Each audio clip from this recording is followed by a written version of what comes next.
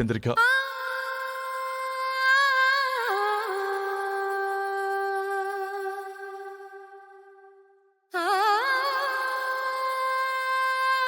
ఏమండి ఏమండి మీరు బానే ఉన్నారు కదా?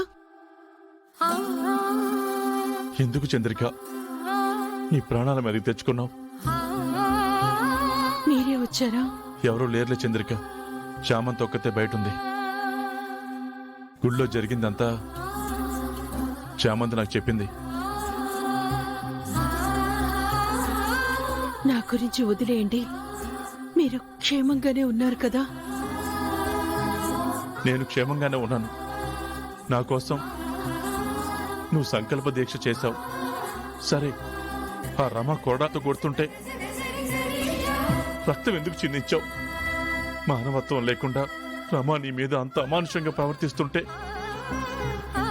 ఎందుకు సహించావు చంద్రిక? నిన్నొక మనిషిలా చూడని దాన్ని ఎందుకు కూరుకున్నావు?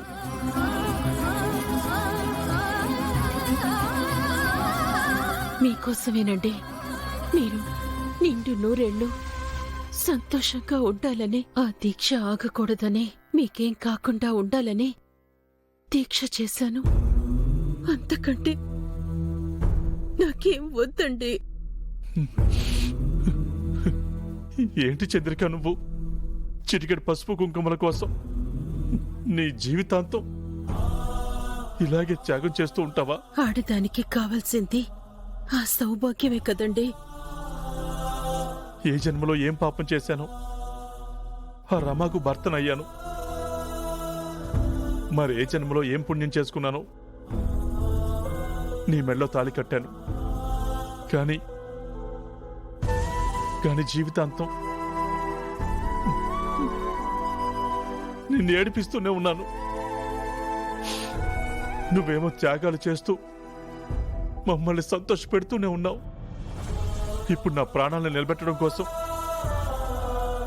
నీ ప్రాణాల మీదకి తెచ్చుకున్నావు. చాలు చంద్రిక, ఈ త్యాగం చాలు. ఈ త్యాగాలు చాలు.